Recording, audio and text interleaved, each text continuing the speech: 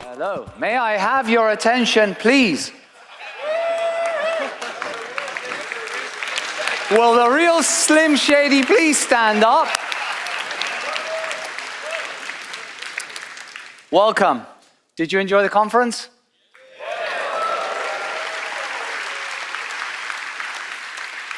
I'm very glad you did, and I hope that you enjoy the next 45 minutes, 50 minutes, and then you go on your merry way home.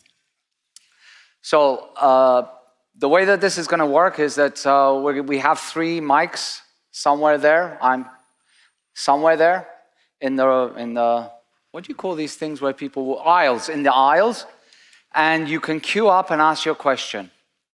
Please do this. We have a few questions from Twitter, but try and come up and ask questions. As always, the more difficult the question, the better. Like the whole point is, someone asked me, should we put them armchairs? I said, no, let's make them really uncomfortable. So make them uncomfortable. Make the questions difficult, not easy, right? But before, I gotta have some fun, right? Before we do that, I also want to apologize for the fire alarm that went off. It was apparently some circuit board in some technical room, otherwise known as the kitchen, but we had a very fast turnaround. We managed to update the KotlinConf app very quickly, so it was kind of providing the correct schedule until it crashed. The website had a little bit of a problem, otherwise known as a bug, but eventually, I think last night we fixed it when it was no use anymore. Anyway, before we start, we have a tiny little change in the schedule. I want to introduce Jeffrey. Jeffrey, what are you working on? I forgot. You're starting with the hard questions already? Yes, there you go. Yeah. So yeah, I work at Google, but I'm also a director of the Kotlin Foundation board. And the Kotlin Foundation ran a student contest this year where the winners of the contest won a prize to attend KotlinConf, expenses paid. And so these students, they wrote a Kotlin multi-platform app. Their projects are all available on GitHub. We had 3 winners. Unfortunately, 1 couldn't make it due to visa issues, but we have 2 here. So I'd like to invite Patricia and Caleb onto the stage.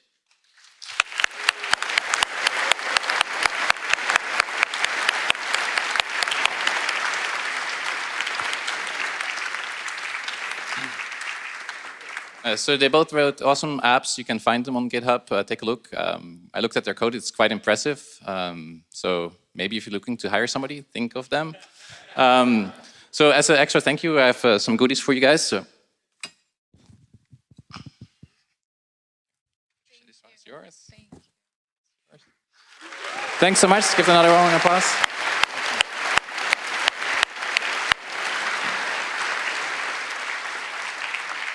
Okay, so here's the thing. I don't have my glasses. I can't see if anyone's standing at the mic. I can't even see the mics. So if you are, just shout. Oh, there's someone there.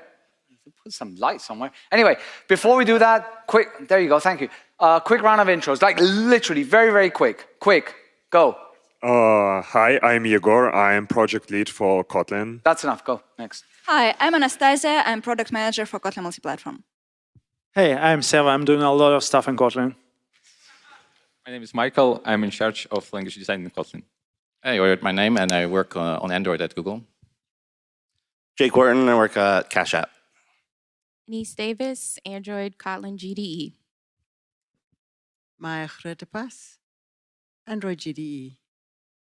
Werner Dietl, independent director on the Kotlin Foundation, on the language committee and the education committee.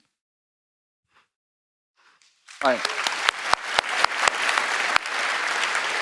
So, who was queuing first? You. Go. Hi. Yeah, I was just wondering, when Kotlin first came out, one of the big sort of selling points of it was its interoperability with Java and the fact you could use it with Java code bases and Java libraries.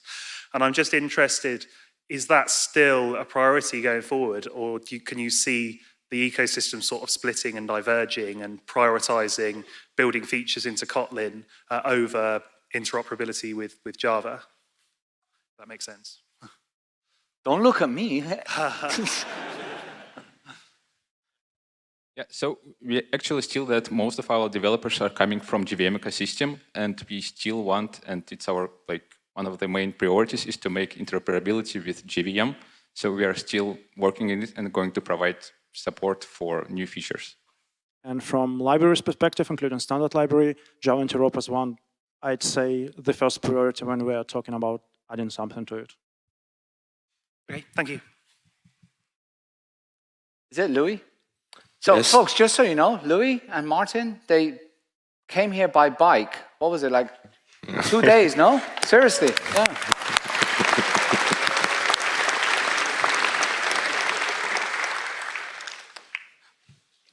Go ahead. Okay. Only from Hamburg. So my question is, how many times Kotlin lead is going to change? The Kotlin what? How many times the Kotlin is going to change? Oh, Igor, you want to answer that one? Given that Hadi is my manager, I guess that question goes to Hadi. No, no. Here's the deal. I don't answer questions today. I just ask them.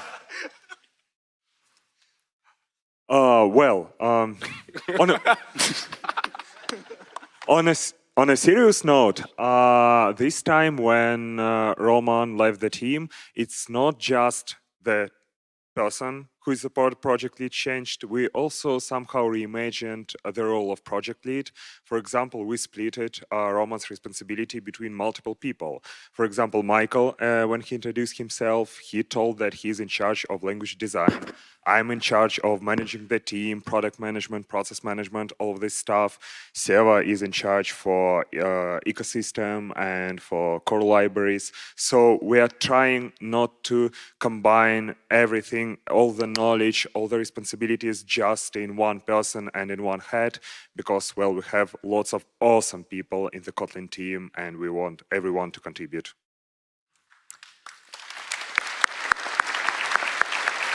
And you know what they say, right? First of all, Kotlin is a product. What do you want? You want an awesome product, right? And awesome products are created by teams, not by individuals. Boom, mic drop. Yeah. Okay, that was not a nice round of applause, but okay, never mind. Next question, go. Hi. I started in 2017. I was working on an SDK for Android, and then there was this little thing about Kotlin Multiplatform and maybe porting that to the web. And then, since then, we've seen the rise of Kotlin on Android. We've seen the rise of Kotlin on iOS, which is still ongoing. We're seeing the start of WASM. But WASM still has a few issues, so it's a bit hard to use right now between the bundle sizes that are still big and the things like that, some accessibility tools are missing and stuff like that. And also, it doesn't really work for all the browsers.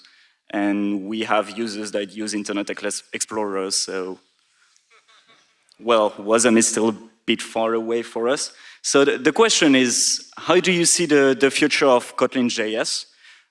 Do you think next year is the year where we see the rise of Kotlin on JS, or maybe the year after that, or later? I think I can answer. We look at Kotlin JS and Kotlin WASM like together as Kotlin on web story. And Kotlin JS, we're continuing to maintain it, we're continuing to improve it, we're continuing to fix user issues. If you look at the release notes of Kotlin 2.0, like probably the biggest section of changes was about Kotlin JS. But we believe that in a couple of years from now, WASM, well, we believe that WASM is the future. So we are mostly we're experimenting with WASM, we invest a lot there, we know about all the issues, and we're specifically working right now on the toolability and debuggability. So, well, we believe that Kotlin on web will be successful and that WASM will play a major role there. So, and we also continue to maintain Kotlin JS. Do any of you over there that haven't spoken yet have any opinions on this matter? Good luck. What do they say? Burn? Burn? Actually, yeah, I have a thought that Someone actually asked me this today at the conference. Do I think that web developers will ever embrace like multi-platform? And I think it's going to be a really tough sell because React is so prolific and those engineers are fairly less expensive than engineers with Kotlin expertise. Sorry, it's just facts. And money is really important in this world. So I think that it'll take something like huge before businesses would want to like adopt it. So essentially, the solution to this is to make Kotlin developers ask for less money? Is that? You said it. Any other thoughts from anyone? Okay. So a question from online. In the world of AI, I don't know what that means, but anyway, how do you teach folks Kotlin or programming languages in general? Any thoughts?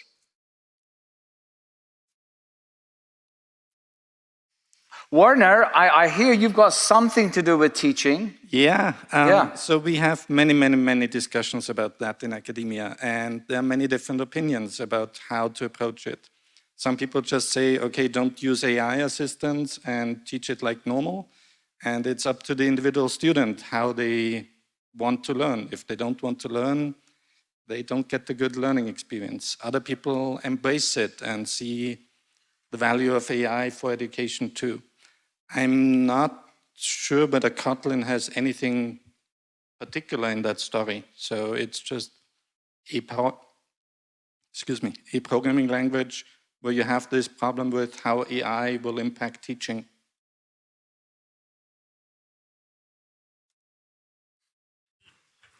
No other opinions, no. You folks are really like engaging there. Question from the audience. Yes, hi. It's a rather technical one here. So are there any plans or is there any way to streamline regression testing for new versions of the language and the tooling? To give some bit of context, we have a couple of open source repositories, and in the last 1.5 years, more than half of all the release versions broke something in our code. And so we've reported it, it got fixed, but is there something planned to shorten that turnaround time so that you can contribute some code base for regression testing, for example? We've had a great success with introducing quality gates while working on K2 and specifically testing K2 against different user projects. Maybe you've seen the slide in my section of the keynote. We definitely plan to continue improve the amount of projects that we test new versions against. And we're also thinking of how we can not maintain them ourselves, but allow people to contribute their projects and on our CI. We don't have a solution yet, but that's in the discussions. But it's possible to join our EAP Champions program as well, if you want. Yes, this is also. We have a program called API Champions. API Champions are companies who try out early access versions of Kotlin on their code bases and report to us issues so we can fix them early on. So if you want to take part as a company, feel free to reach me, I guess, and I will redirect you. Apart from that, we're always working on quality pretty hard. Right now, we're experimenting with a more deliberate build tooling testing and regression testing. And apart from that, we're also fuzzing our compiler. So you might expect it to be even more robust. And even if case of really obscure scenarios or auto-generated code and stuff like that. Jake. No, wait. Present. Oh, good. Should every library be written as a multi-platform library moving forward? What's your opinion on that? No, but I think, so one of the problems, I would say, or detractors of making something multi-platform is you often have to expose APIs that are provide the baseline functionality of each platform to the common code. And some, just depending on what the library is, sometimes you get to lose like the elegance of something that's only available on one platform. Things that how they behave on JavaScript tend to be very different than how they behave on other platforms. A concrete example that I can think of is like I/O interaction. Everyone sort of wants a multi-platform I/O library, and on essentially every platform other than JavaScript, you just write a nice blocking API. If you write everything as asynchronous, you're just going to make the performance really bad on the platforms where blocking is ultimately the fastest way of doing that stuff. But on JavaScript, everything is inherently asynchronous, and not only is it asynchronous, but like even the ability to ask to open a file is an asynchronous thing that has to be done.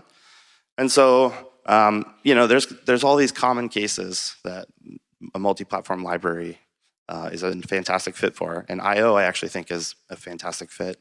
HTTP clients, all these things that are common. But sometimes if you're targeting something, on iOS, where it's like rendering with Metal or something that you just can't abstract, you lose that special thing from a certain platform. You don't need to abstract away everything. Question from the audience. Hello. Hi. Are there any plans for a Kotlin language server?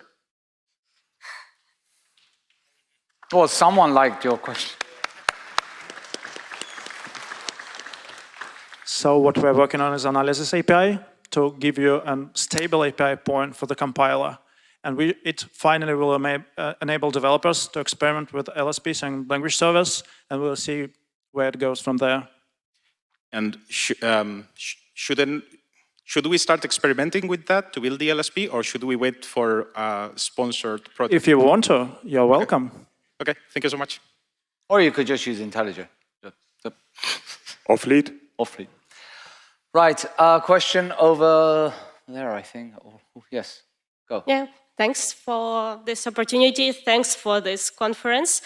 Actually, I did not plan to ask the question, but yesterday I heard the story that broke my heart, so I had to ask this question.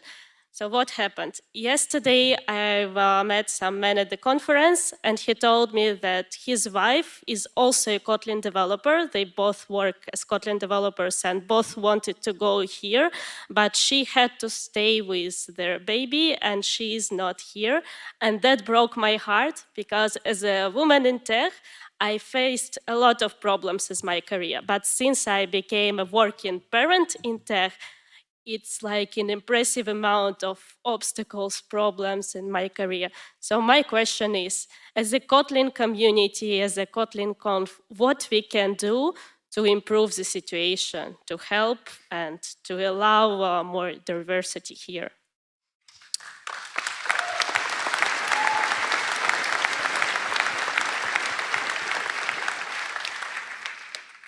So just for your information, in a few of the Kotlin Confs that we ran, we actually were offering services to try and accommodate this.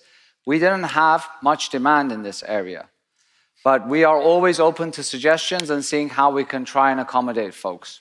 So if you have specific suggestions or anything, please come forward or send me an email, which is Hadi@JetBrains, and we'll work towards it. I don't know if anyone else has any thoughts on this or ideas?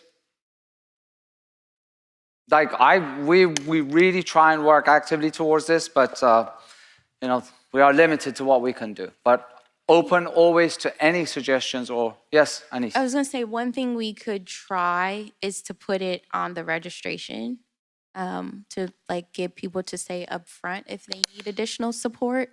Maybe that could help. I know some people are shy to ask after the fact. I don't know, if there's a way to just make it more prominent, people might take more advantage. Definitely, we'll revisit this. Thank you. Okay. Thanks a lot. Yeah, sorry, go ahead. No, thanks a lot for the answer, and thanks for being so open-minded. Always. Thank you. So, question from here. Here is me. I don't even go with a laptop anymore. I use yeah. Anyway, if a team is starting a greenfield JVM project in 2025, okay. Don't know what happened to tomorrow, but okay. What makes Kotlin a better alternative than Java 23?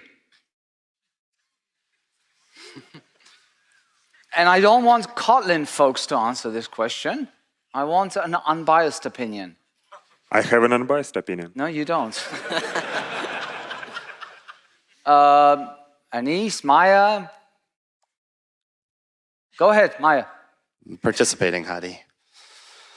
It's actually a good question. Java has not been asleep the past 8 years, I would say, since they started the faster release train. And it is becoming a harder and harder sell. I don't know that Kotlin's goal should necessarily be to always win as the choice on the JVM. Ultimately, like, we need Java to move the platform that is the JVM forward so that Kotlin can leverage its features without, I mean, this is an ancient example, but without, lambdas in Java, we probably wouldn't have invoke dynamic. And then in K2, Kotlin lambdas are now using invoke dynamic by default, which makes your bytecode smaller, class loading should be faster and lazier. So every feature that comes to Java and the bytecode and the VM underneath it is a potential benefit to future Kotlin. And hopefully the K2 stuff will allow them to adopt it faster. But in general, I still think that if I have to answer, the Java team has been very adamant that they will never do extension functions, which is sort of an addicting thing in terms of API design. And so I think you'll find that, like, Kotlin is always going to have maybe 3 or 4 really killer usability things from a developer perspective that it's just infeasible to retrofit into the Java language. And so the appeal there is, you have IntelliJ, which if there wasn't as IDE as powerful for Kotlin as there was for Java, it probably would be the wrong choice. But because you have the same IDE, you essentially are just going to always have the better experience with Kotlin. So it's the best that I can do. After you wake up from your 6-month coma, still choose Kotlin. Anyone else? So yeah, we hear this a lot at Google too. And often that's got brought up is virtual threads being added to Java, so we don't need coroutines anymore. The thing that people forget is that coroutine doesn't only do execution, it also helps you transfer state from thread to thread. Like, virtual thread's not going to help you if you need to get back on the main thread, right? And so I still think coroutines has a lot to offer, and the same thing goes for many other features in Kotlin, echoing what you said.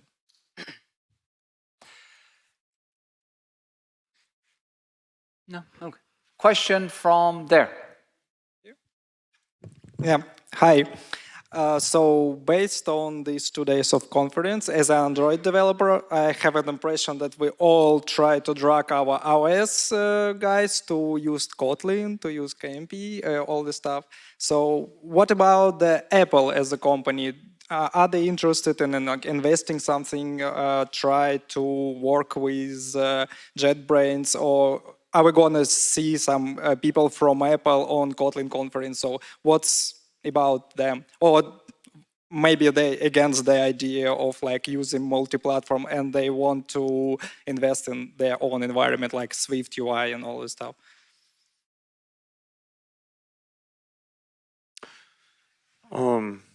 Well, I can't say much here. We don't have any specific secret collaboration with Apple. Everything that you can see is out in the open. We also comply to like all sorts of requirements that Apple has, so that's it. I can also add to this. I'm here and I work at Apple. I was about to ask a question, actually, on the right from you, from the scene. Oh, yeah. Hello. Hi. Yeah, I actually came to ask a question, so part of it is gonna maybe answer a little bit to that one. But yeah, so my question was, it was year 2018, and in St. Petersburg, I was working for Deutsche Bank, and I think it was Roman Yelizarov and someone else who came to Deutsche Bank to showcase Kotlin to us and to say that it's very interoperable with Java, and that was one of the main selling points and so on. And now I'm actually, yeah, as I said, I work at Apple, and I'm trying to sell Kotlin to our folks. So now I am...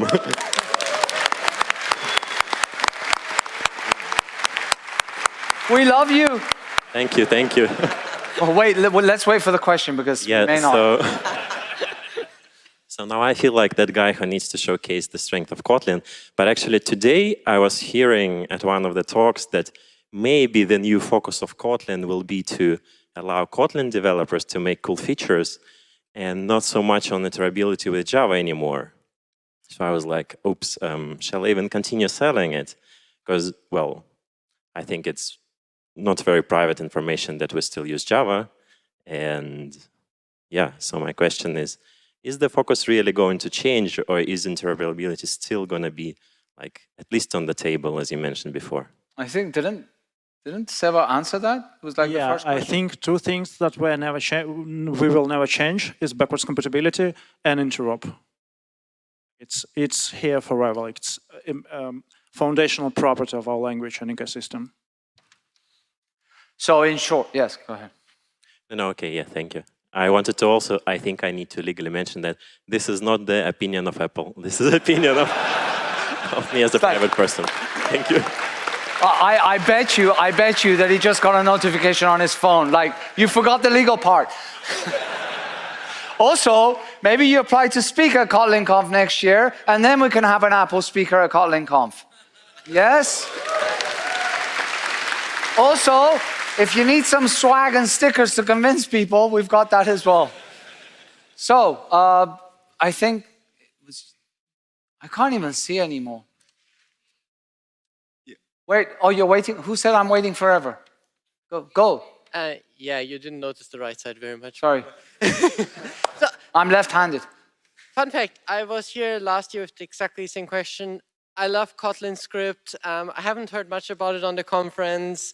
Is it still a focus? Who's responsible for it? I just love the main KTS scripts with like the dependencies included, just one file, one line, it just runs. It's amazing. What is that nodding? I think he's expecting an answer from you. Well, Kotlin scripting is definitely not our current biggest focus. We continue to maintain it and support, but there are no like some big features that we expect to arrive for scripting in the upcoming year or 2 years.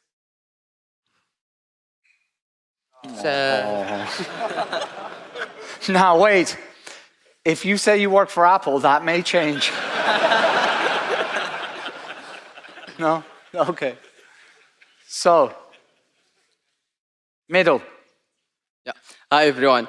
So one of the best features of Kotlin is being able to implement platform-specific APIs in Kotlin, and which is a really good thing. But for now, we have JVM, and which is one of the targets. And when you want to implement something special there, you need to implement it with GNI or something which is making the experience a bit better. So just you are working with expect actual, then you move to GNI, which is not the best thing. So are you thinking about doing something in between with Kotlin native and Kotlin JVM to be able to do this interruption 100% in Kotlin? Thank you. If I get this question right, so what we're experimenting with right now is replacing GNI with Panama and provide first-class integration from Kotlin. Like maybe it will immensely help with the native APIs interoperability. So you won't have to write a lot of boilerplate, a lot of wrappers, generating header files. Supposedly it's going to be a pure Kotlin, but it's very early stages, so we cannot really promise anything here. Okay, thank you. Okay, we're going to proceed with you, and then a question online, and then to that queue. Go ahead, please. Hey, so I'm a big fan of cool swag and cool Kotlin swag, and I saw that all of the speakers this year came away with a really neat Cody plush. So I'm wondering, when can I buy one of those?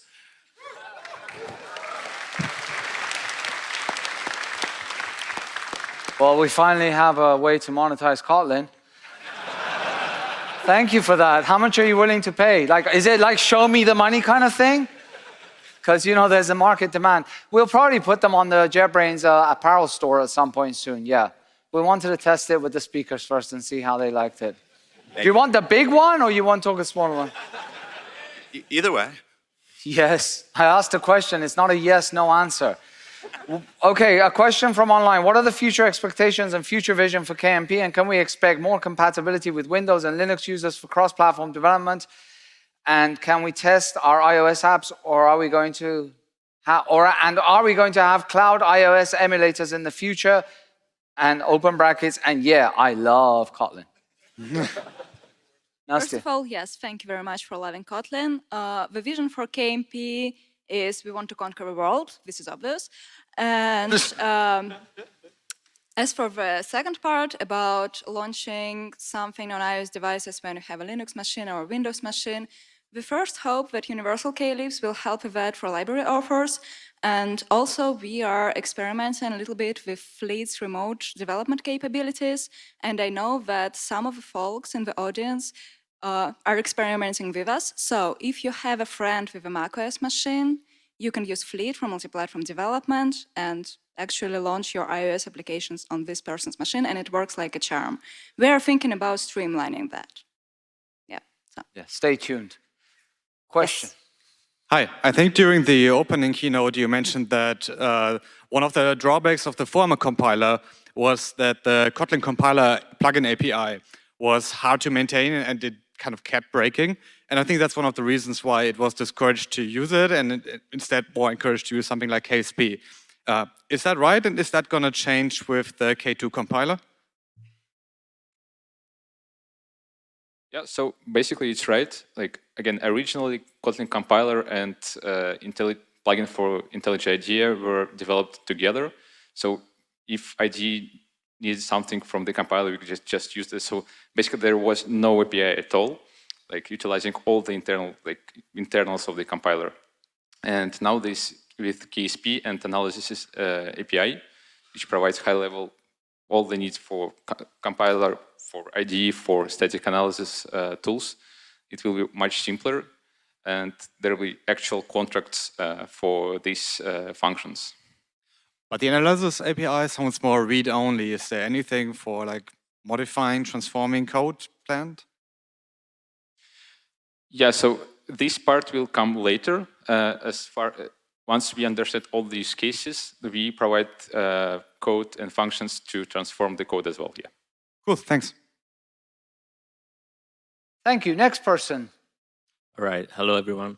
I wanted to ask, when are we going to get the next Hadi karaoke performance? What I want to know is who was the person that signed me up for that last night, because I really want to know. Someone put up their hand. Yeah, right. Okay, question online. Well, go ahead, and then we'll go online. Go ahead. I think that guy was first. Oh, go ahead. On Kotlin coroutines, we have plenty of APIs that are experimental for years already. Things like select, flat map merge. Are we going to ever stabilize them? Yes, eventually we'll stabilize them. So the more elaborate answer is there's a lot of things on our plate, and we have to pick really carefully. And what we strive for is providing more and more fundamental basic blocks that cannot be emulated otherwise. And for some things, yeah, for that reason they leave experimental for a while. And what we would love more to hear is the feedback. Whether you used it, whether you braked it, whether it works perfectly for you, just drop a message on our GitHub or Slack. Even if we are not answering that, because there's plenty of feedback, we're reading all of them and we're discussing it. So it's never in vain. But I know that now for coroutines, many teams and projects are just ignoring this, or ignoring it for the whole project. So what's the meaning if experimental is left for so long? And could you please elaborate on that? I mean, things like run test, select, flat map merge, those are things that are used quite widespread in projects. Run test and selects are stable right now. Okay, yeah, but it was for a long time. Select. Okay, next question. Oh, by the way, follow up to that. Eventually, is it eventually like when the compiler plugin eventually will also become stable, kind of eventually, or is it more short time? A little bit later. Oh, wow. So, Kotlin 2029. Yes, KotlinConf. No, go ahead. A very important question. Why are all the keywords on the t-shirts capitalized, and when is this cursed feature coming to the language?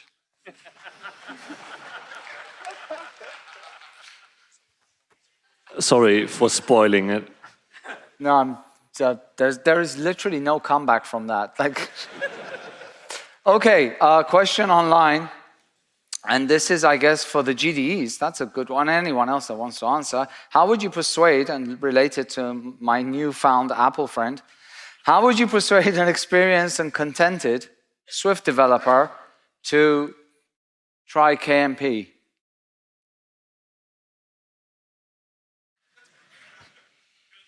Okay, good luck, yes. But I can also say if you take a really horrible, boring library, something like, I don't know, currency formatting, and you make a library for yourself in Android, and then you let the iOS people just use that because they can pull it in just like a library.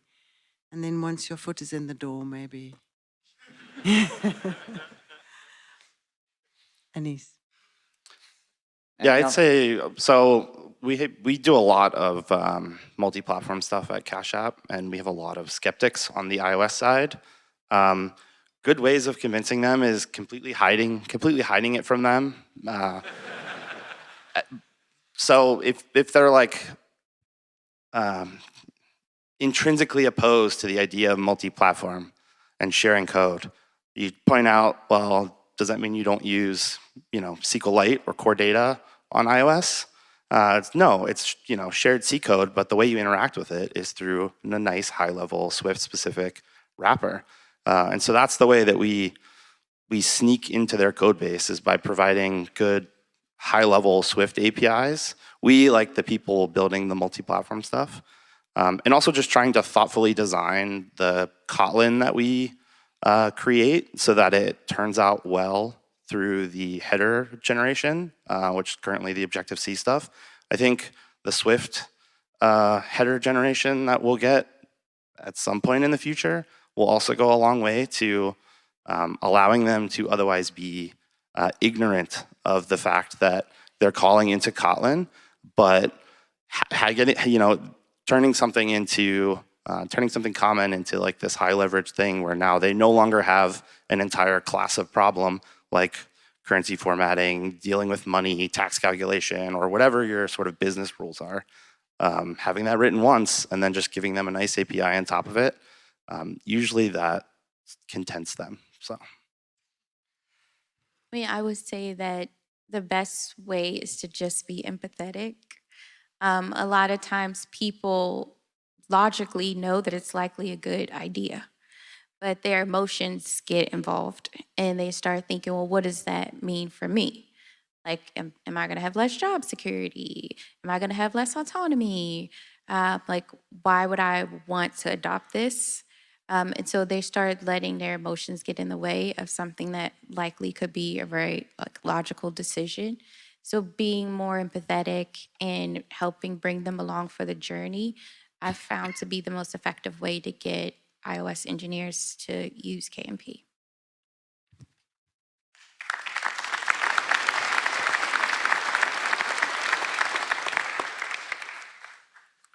Hi, thanks for awesome conference. I have a question about plans for sharing any high-level guidelines, best practices for developers on how to build multi-platform apps for different use cases. Just an example, on Android, if you was working on Android 8 years ago, 9 years ago, it was kind of Wild West. We had all the building blocks for building apps, but there was no guidance how to structure applications, how to set up the architecture, CI, all those things. And 4 or 5 years, Google invested a lot into the recommendations on that. Now there are a lot of materials, a lot of official documentations. And KMP resources right now looks awesome, but it's still kind of low-level building blocks. And at least from my perspective, I see community still in Wild West mode. So people trying different things, and there is no official guidance how to do that. Are there any plans how to address this? Nastia? Yeah, so I think that the most important thing right now is that, as you mentioned, Kotlin multi-platform ecosystem is an evolving ecosystem, and at the moment we just don't want to put a leash on it. We are really afraid that if we will be releasing some strict guidelines, if we will just try to limit people, we will damage the growth of this ecosystem. So yes, Wild West is scary, but there are a lot of cool things about Wild West. I believe that in a couple of years, it will just all come naturally. People will experiment, people will come forward with some solutions, people will choose some solutions, people will ask questions, we will answer those questions, and we will figure it out. So that's the plan for now. Maybe Igor. Well, we have a shiny new web wizard for KMP projects, and that's actually a place where we already kind of enforce some best practices of how to structure your project. So that's a place where we decided to start with. We're listening to your feedback. Do you like our approaches or not? And then we'll continue building upon it. But in addition to that, we are going to focus on onboarding and make it simpler as well for people. So yes, there are definitely plans in that regard. Yeah, but the most important thing right now is please ask questions, because your questions is what actually help us shape this ecosystem and come up with these recommendations. Thanks. Hello, I have a small question. Can we have an assembly for the Kotlin user group organizers next year? Since I have no idea what, for instance, Vienna is doing, and they're thinking we are dead in Berlin. It would be awesome, since no communication between the user groups is actually happening right now. You mean have like a group of... Yeah, okay. You get it. Send me an email, we'll figure it out. howdy@jetbrains.com. Thank you. Hi, so we had a lot about coroutines, so it seems quite important. So my question is, when will I be able to step over on a suspending function call in the IntelliJ debugger? It's actually in the work right now, and yes, you may want to try it in the next IDEA release.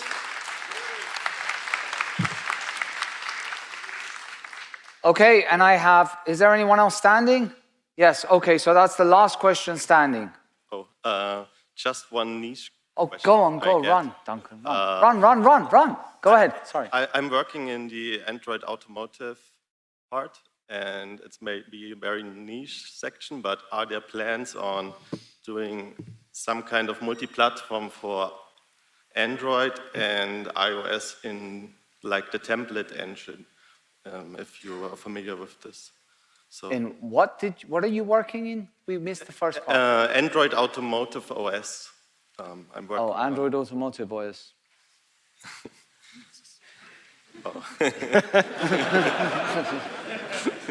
So you should already be able to share business logic on Android Auto and Android Automotive just by using KMP. Template engine, I'd have to follow up. Send me a message at jvg@google.com. Okay. Okay. Thank you. Last question by Duncan. Hello. Thank you. Hello. So, bane of my life, and probably all of you may be able to answer, will it be possible to build an acceptable build experience by layering simplicity on top of Gradle?